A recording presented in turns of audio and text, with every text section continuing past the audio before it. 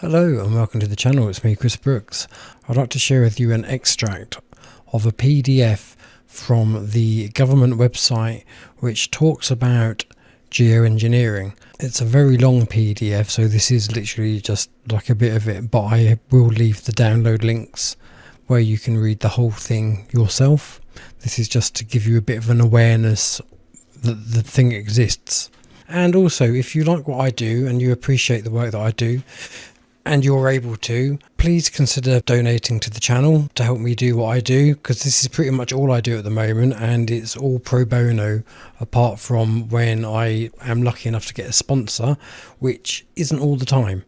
So if you are able to help me out a little bit, I would much appreciate it, and yeah, I will keep on doing what I do for as long as I can. Look after yourselves, take care, bye for now.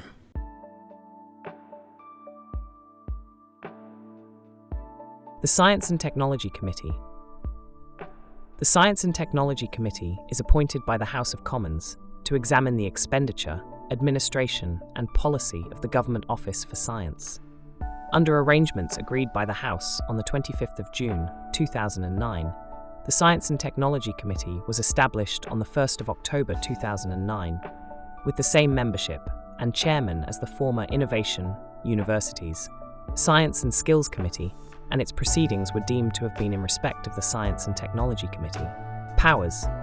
The committee is one of the departmental select committees, the powers of which are set out in House of Commons standing orders, principally in SO number 152. These are available on the internet via www.parliament.uk. Publications. The reports and evidence of the committee are published by the Stationery Office by order of the House. All publications of the committee, including press notices, are on the internet at http:/parliament.uk/science. A list of reports from the committee in this parliament is included at the back of this volume. Summary. Geoengineering describes activities specifically and deliberately designed to effect a change in the global climate with the aim of minimizing or reversing anthropogenic, that is human-caused, climate change. Geoengineering covers many techniques and technologies, but splits into two broad categories: those that remove carbon dioxide from the atmosphere, such as sequestering and locking carbon dioxide in geological formations, and those that reflect solar radiation.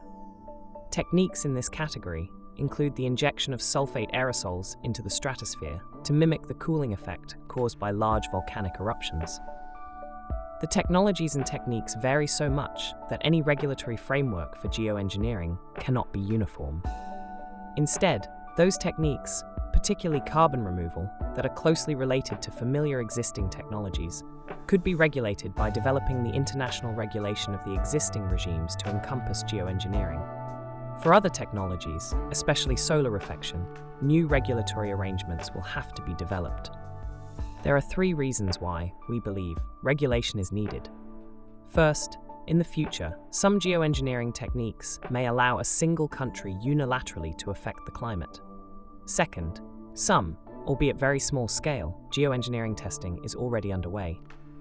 Third, we may need geoengineering as a Plan B if, in the event of the failure of Plan A, the reduction of greenhouse gases, we are faced with highly disruptive climate change.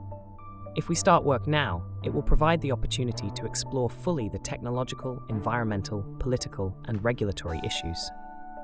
We are not calling for an international treaty, but for the groundwork for regulatory arrangements to begin.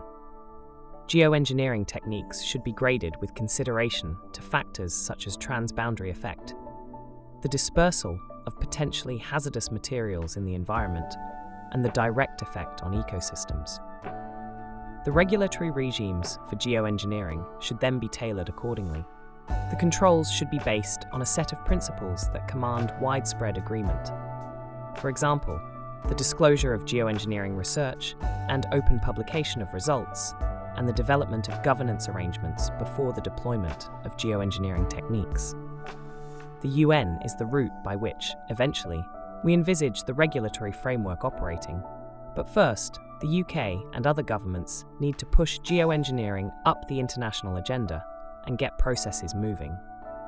This inquiry was innovative in that we worked collaboratively with the US House of Representatives Science and Technology Committee, the first international joint working of this kind for a House of Commons Select Committee.